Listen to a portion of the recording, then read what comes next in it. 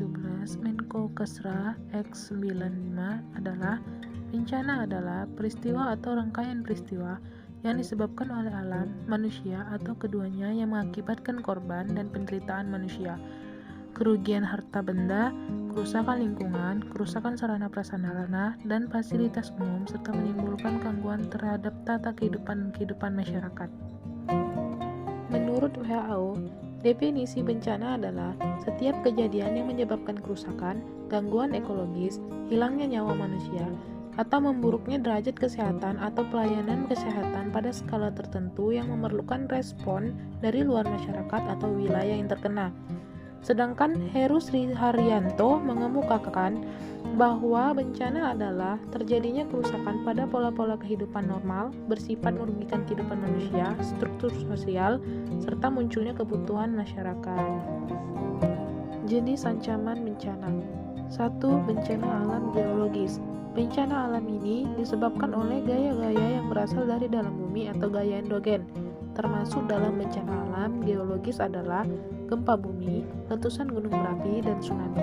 Dikarenakan karena injeksi atau ekstraksi cairan dari atau ke dalam bumi. 2. Pemanasan global. Pemanasan global adalah adanya proses peningkatan suhu rata-rata atmosfer, laut, dan daratan bumi. Meningkatnya suhu global dapat menyebabkan perubahan-perubahan yang lain, seperti naiknya permukaan air laut, meningkatnya intensitas fenomena cuaca yang ekstrim, serta perubahan jumlah dan pola presipitasi. Akibat-akibat pemanasan global yang lain adalah terpengaruhnya hasil pertanian, hilangnya gletser, dan punahnya berbagai jenis hewan. 3. Kekeringan. Kekeringan adalah kesenjangan antara air yang tersedia dengan air yang diperlukan. Sedangkan kondisi kering diartikan sebagai keadaan jumlah curah hujan sedikit. Kekeringan atau kemarau dapat timbul karena gejala alam yang terjadi di bumi ini. Kekeringan juga terjadi karena adanya pergantian musim. C. Siklus penanggulangan bencana.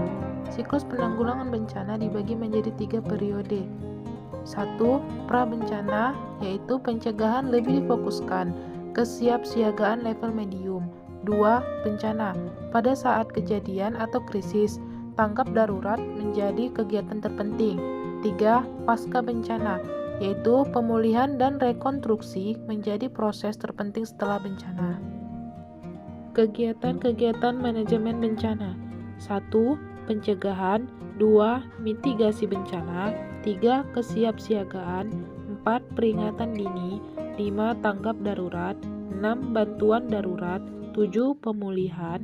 8. Rehabilitasi. 9. Rekonstruksi. Upaya-upaya penanggulangan bencana.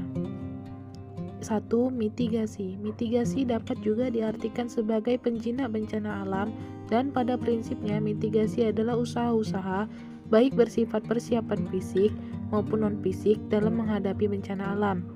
Seperti A. Menempatkan korban di suatu tempat yang aman. B. Membentuk tim penanggulangan bencana.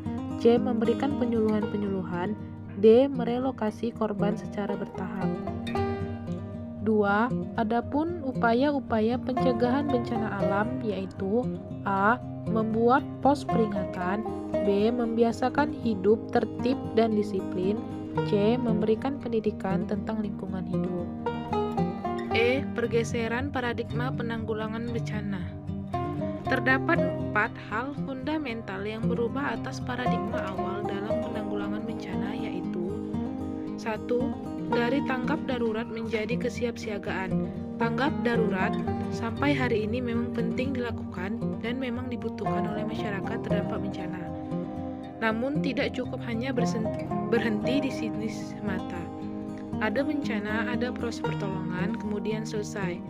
2. Dari sentralistik menjadi otonomi daerah. Pemerintah menyadari bahwa kejadian bencana haruslah direspons secara tepat dan cepat. Melihat penanganan selama ini yang semuanya diurus oleh pemerintah pusat, maka banyak terjadi keterlambatan dalam memberikan pertolongan dan bantuan.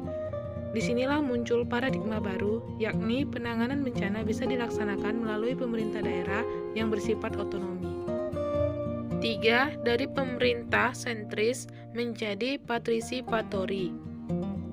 Kemampuan pemerintah tidaklah cukup besar untuk menggelontorkan anggarannya guna membantu begitu banyak korban bencana yang terjadi hampir secara bersamaan dan berkesinambungan.